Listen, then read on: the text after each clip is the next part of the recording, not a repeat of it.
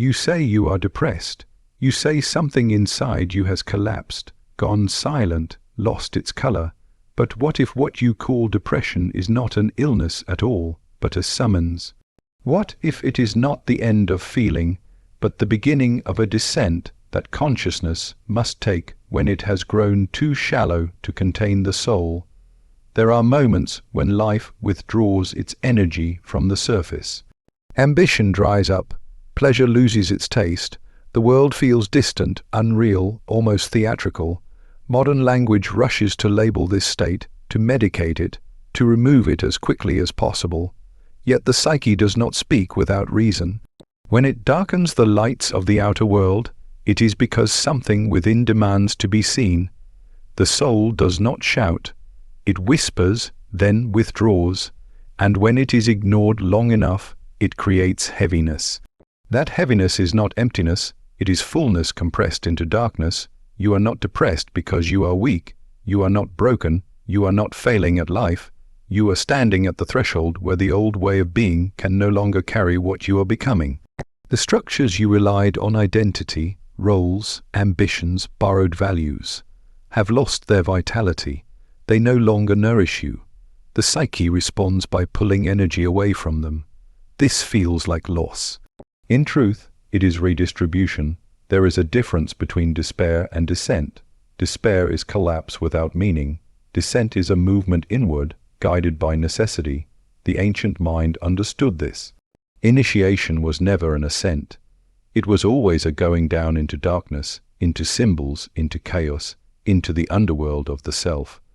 Only there does one encounter what has been neglected, denied, or exiled. When joy disappears, it is often because joy was borrowed.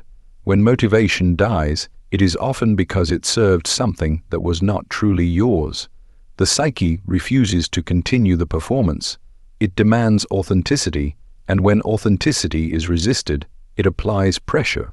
What you experience as numbness is often the silence before a new language emerges. What you experience as sadness may be grief for a self that can no longer exist. You are mourning unconsciously, and mourning feels heavy because it carries truth. The danger is not the darkness itself. The danger is misunderstanding it. When you treat this inner night as an enemy, you fight the very force that is trying to reorganize your life from within. You try to escape it with noise, stimulation, constant distraction. But the psyche is patient. It waits, and if necessary, it deepens the night until you finally listen. Inside you are images you have never allowed to speak, desires you judged too strange, fears you pushed aside in the name of strength, creativity you postponed for responsibility. The soul gathers these fragments and draws you inward so they may be reunited. This process is not comfortable. Growth never asks for comfort. It asks for courage. You want to feel better. The soul wants you to become whole. These are not the same thing. To descend consciously is to ask different questions. Not how do I get rid of this feeling, but what is this feeling asking of me? Not what is wrong with me, but what truth is trying to enter my life. When you ask these questions honestly, symbols begin to appear in dreams, in sudden memories, in recurring thoughts, in strange fascinations. This is the psyche speaking in its native tongue. If you suppress these symbols, the heaviness remains. If you engage them, the darkness begins to reveal structure. Meaning does not remove pain, but it transforms it. Pain with meaning becomes initiation. You are not meant to stay in the depths forever. Descent has a purpose, but ascent without descent produces inflated personalities, people who appear successful yet feel empty, driven yet disconnected. The soul corrects this imbalance by withdrawing energy until inner alignment is restored. What society calls productivity, the psyche often calls avoidance. What society calls success, the psyche often calls compensation. When these two worlds collide, the individual suffers, but suffering is not punishment. It is information. There is wisdom in your fatigue. There is intelligence in your sadness. There is direction hidden inside your confusion. The task is not to eliminate these states, but to relate to them. To sit with them, to write them, to dream them, to allow them to speak without immediately trying to fix them. When you do this, something shifts. The darkness becomes articulate. The heaviness becomes purposeful. And slowly, very slowly, energy returns, not to the old life, but to a truer one. You are not depressed. You are being called inward. You are being stripped of illusions that once sustained you, but can no longer hold your becoming. This is not a breakdown, it is a reorientation of the soul, and when you emerge, and you will not be the person you were before. You will be less certain, but more real, less driven, but more grounded, less impressive, but more alive. The descent ends not with answers, but with integration, not with happiness, but with depth. And from depth, a quieter, steadier joy begins to grow, one that does not depend on the approval of the world, because it is rooted in a dialogue with the self that can no longer be ignored. What you call depression is often the moment the soul refuses to cooperate with a life that has become too narrow. It is not a flaw in your character, nor a malfunction of your mind, but a signal that something essential has been ignored for too long. The psyche does not speak in polite language. When subtle signals fail, it uses weight, slowness, sadness, and exhaustion to force attention inward. This state arrives not because you are incapable of living, but because the way you have been living is no longer aligned with what your inner nature requires. The modern world interprets all inner suffering as pathology. Anything that disrupts productivity or pleasure is immediately labeled as a disorder. Yet the soul has no interest in efficiency. It is interested in truth. When the outer personality becomes over-identified with roles, expectations, and borrowed ideals, the inner life begins to starve. Energy drains from enthusiasm, from motivation, from joy, not as punishment, but as protection. The psyche withdraws its investment from a false structure so that it may redirect it elsewhere. This withdrawal feels like emptiness, but emptiness is rarely empty. It is full of what has been excluded: unlived lives, unexpressed emotions, denied instincts, and neglected creativity gather in the background, pressing for recognition. When consciousness refuses to look at them, the pressure increases. Depression is often the tension between who you appear to be and who you are becoming, a conflict between adaptation and authenticity.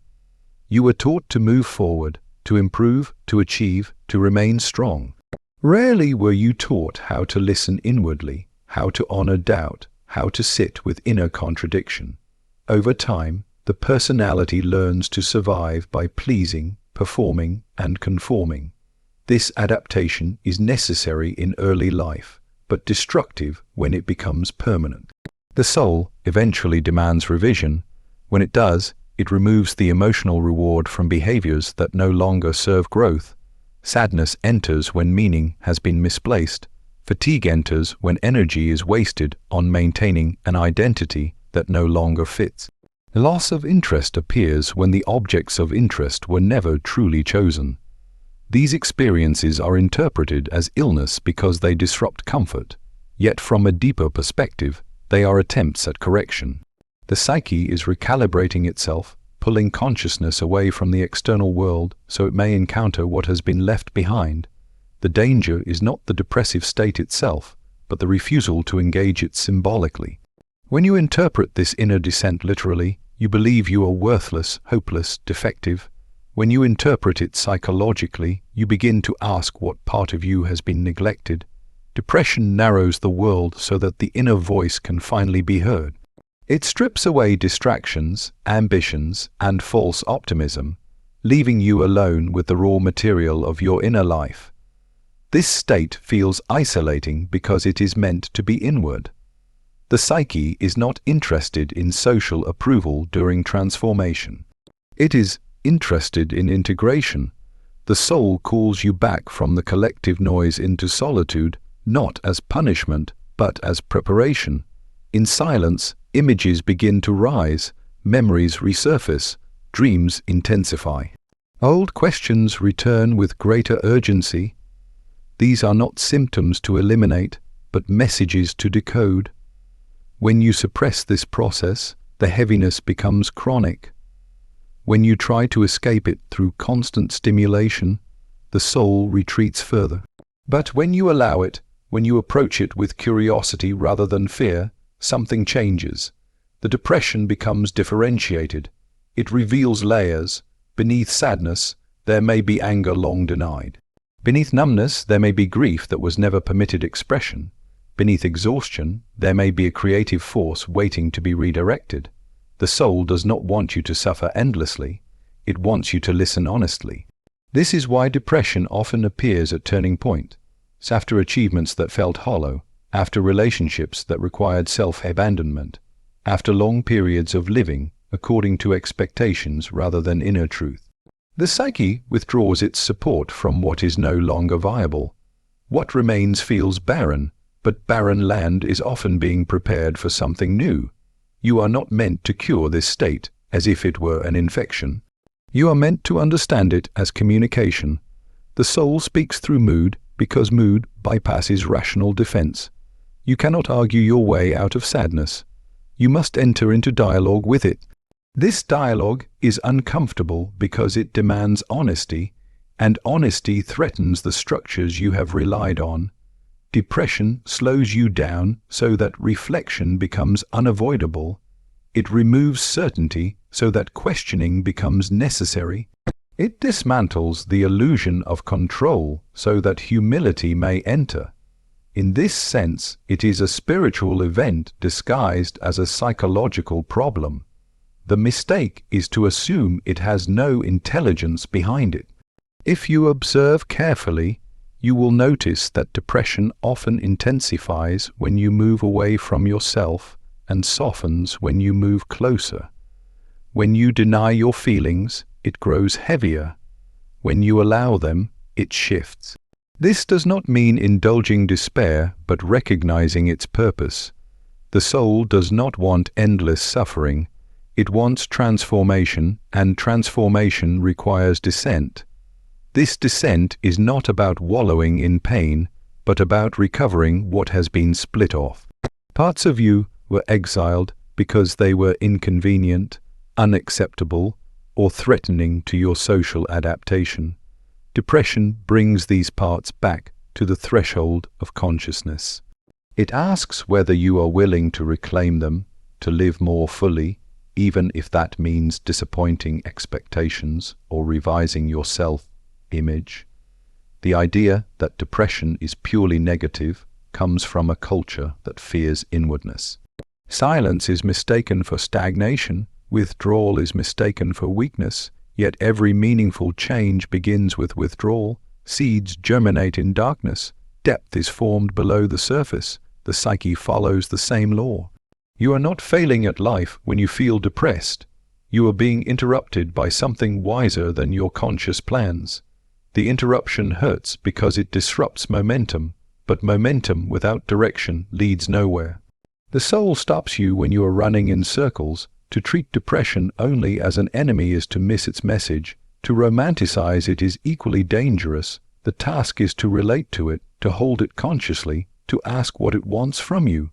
When you do, the heaviness begins to reveal its structure. It becomes less chaotic, more meaningful. Energy does not return to the old patterns, but begins to reorganize around something more authentic.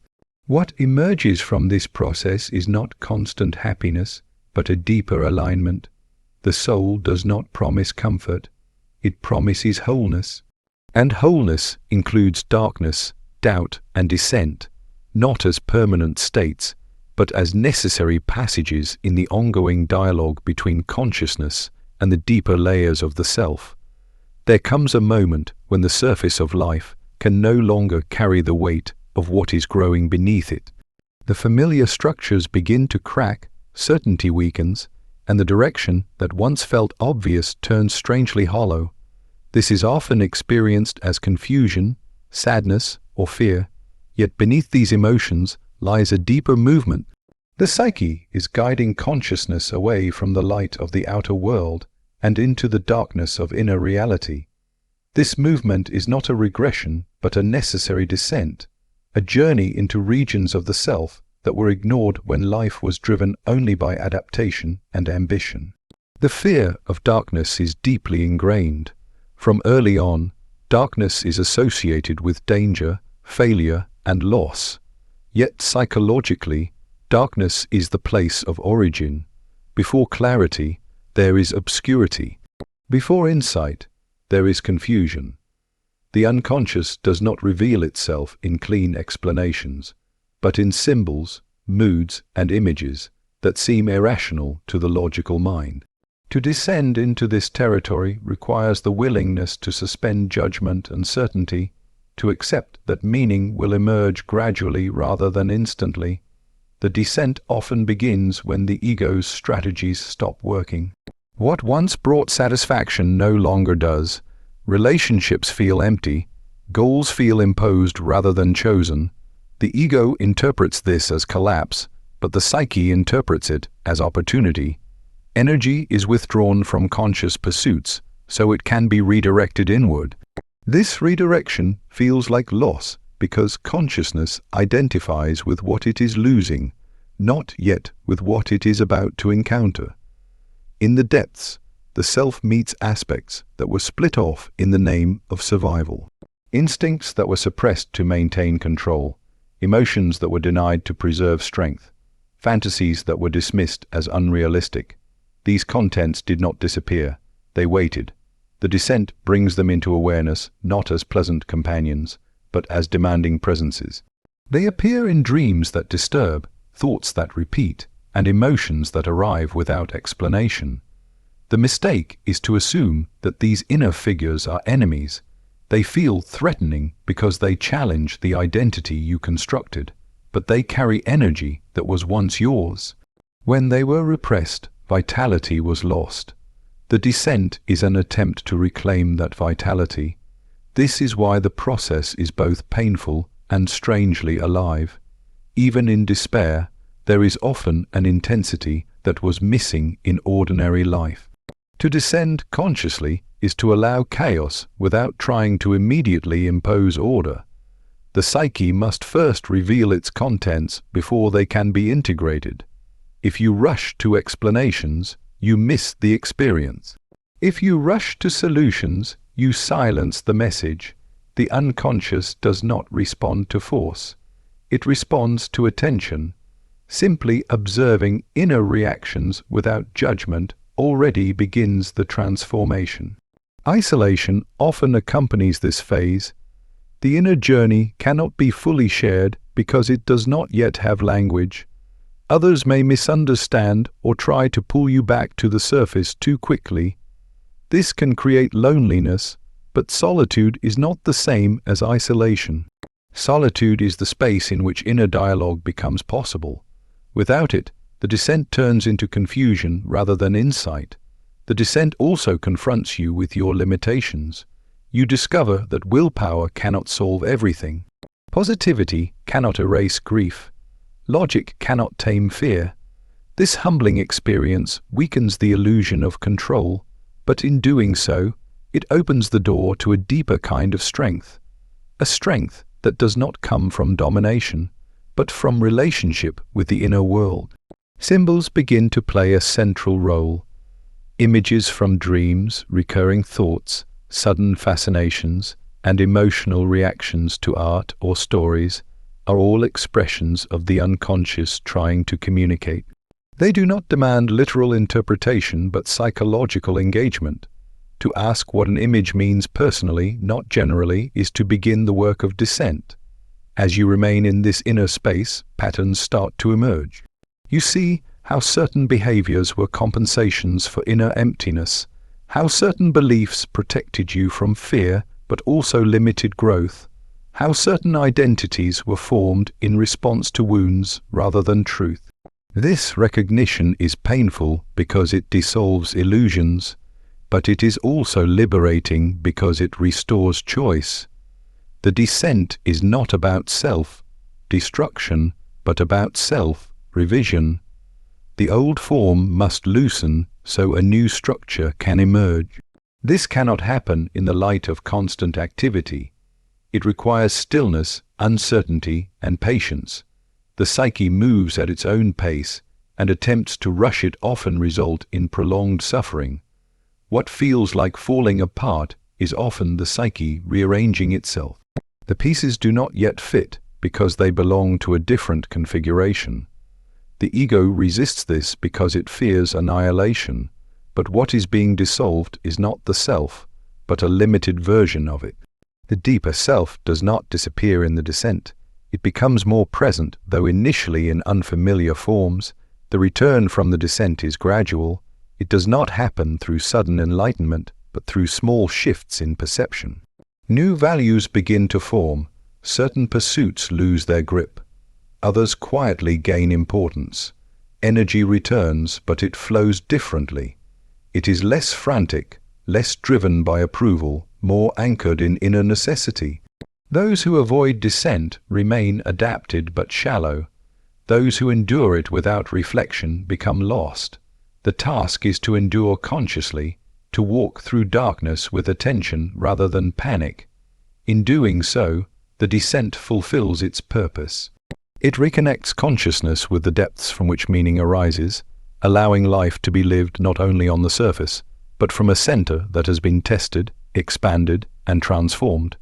At some point, the psyche begins to withdraw its energy from the images you have been living through. The roles that once gave you direction no longer hold the same charge. The identities you carefully constructed start to feel hollow, as though you are acting out a script written by someone else. This withdrawal is rarely gentle. It feels like loss of motivation, loss of confidence, and loss of purpose.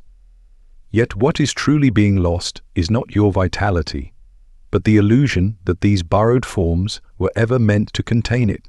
From early life, you learn how to adapt. You learn what is rewarded, what is admired, what is considered acceptable. In order to belong, parts of your natural disposition are reshaped or silenced. This process is necessary for survival, but it comes at a cost.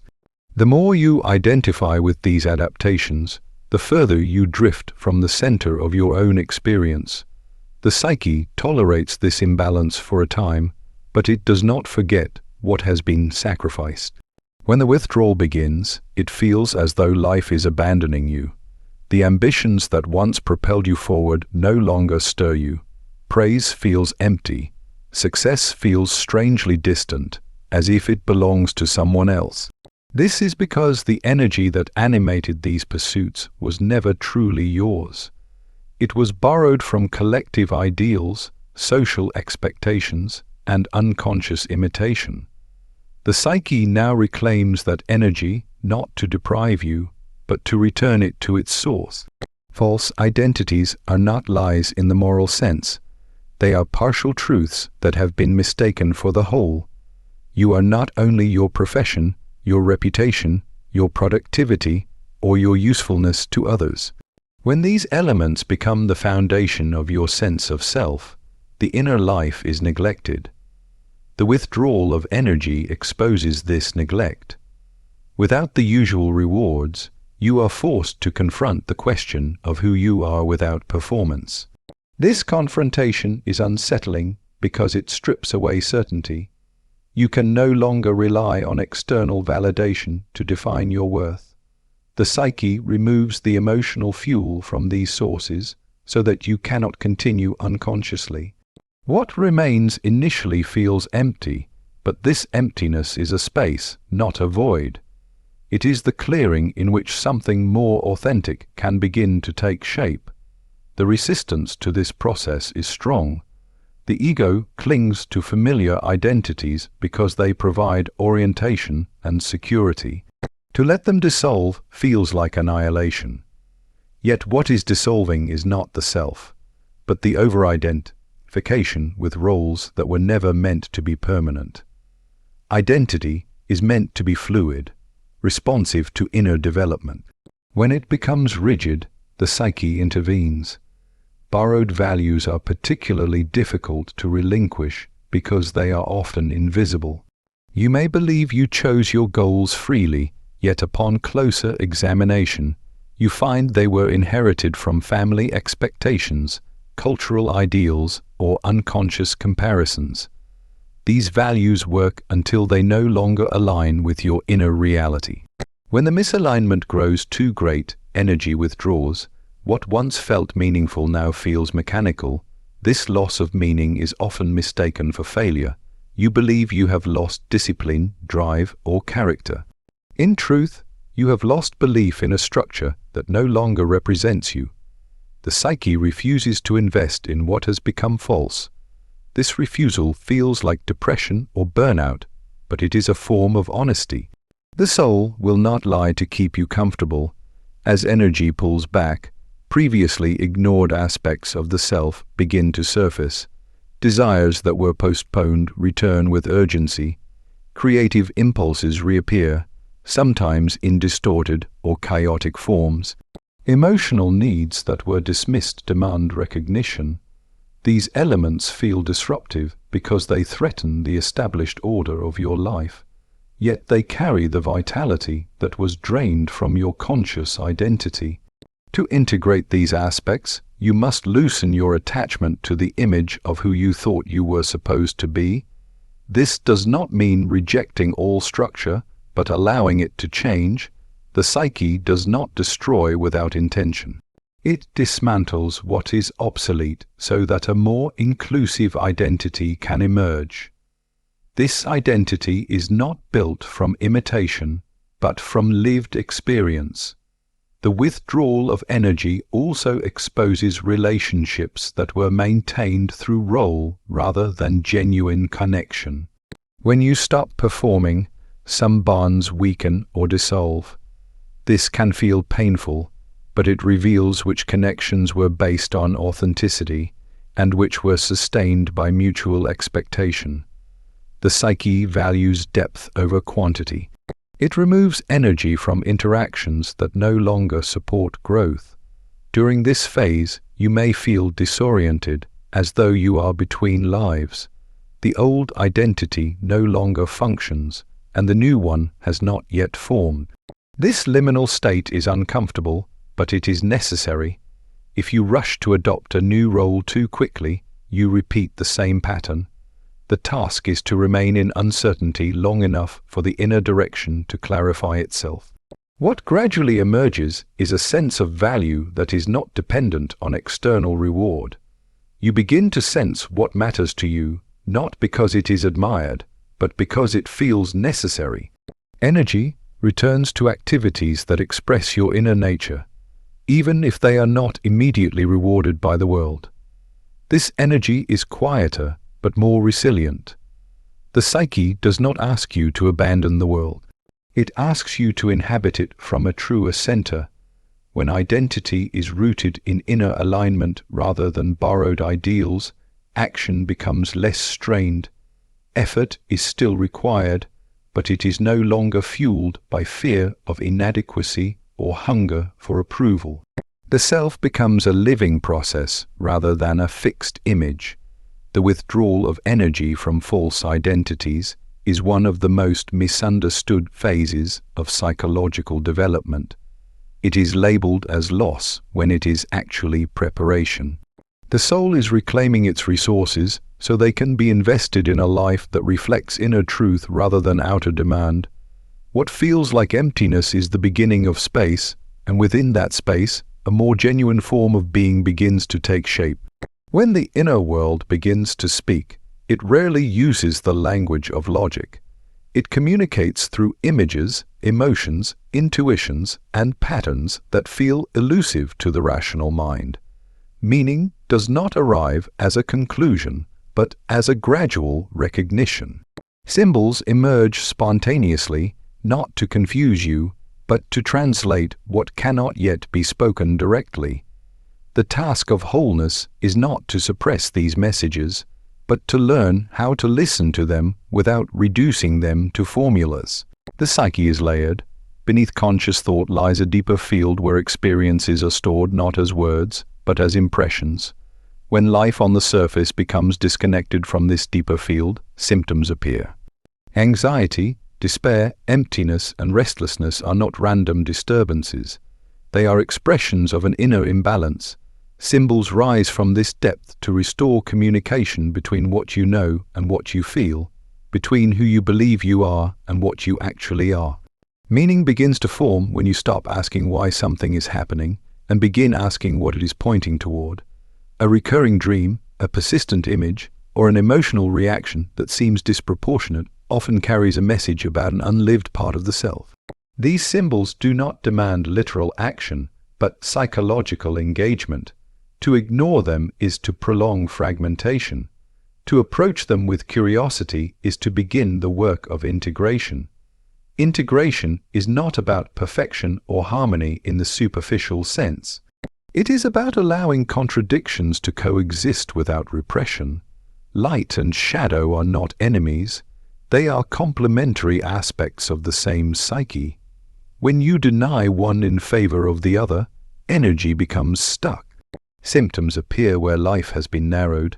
Meaning emerges when you expand consciousness to include what was previously excluded. The rational mind wants clarity and closure. The psyche wants relationship. Symbols function as bridges between these two needs. They invite contemplation rather than control. When you interpret them too quickly, you flatten their depth. When you sit with them, allowing associations and emotions to unfold, they begin to reveal layers of personal meaning. This process cannot be rushed. Wholeness unfolds over time through repeated engagement. Dreams are among the most direct expressions of this symbolic language. They present situations that seem illogical but are emotionally precise. A figure may represent an aspect of yourself you have not recognized. A place may symbolize a psychological state. The value of these images lies not in universal definitions, but in their resonance with your lived experience. Meaning arises when you connect the image to your own inner life. As symbols are integrated, energy that was bound in symptoms is released. Anxiety softens when its message is understood. Sadness transforms when it is allowed to express its grief. Fear loses its grip when it is recognized as a guardian of something vulnerable. Integration does not eliminate difficulty, but it changes your relationship to it. What once felt overwhelming becomes informative. Wholeness is often misunderstood as balance or positivity. In truth, it is closer to honesty.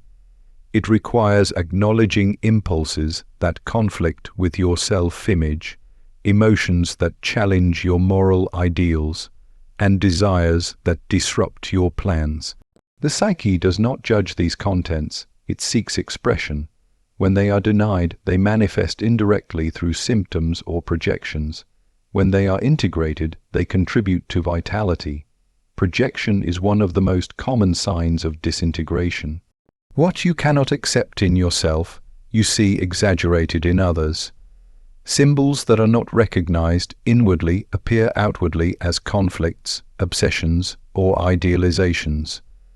Meaning returns when you withdraw these projections and recognize them as parts of your own psyche seeking acknowledgement.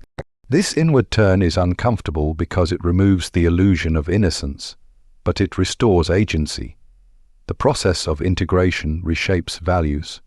What once seemed important may lose its urgency. What once seemed trivial may gain depth. This shift is not guided by external standards, but by inner necessity. Meaning becomes less about achievement and more about alignment.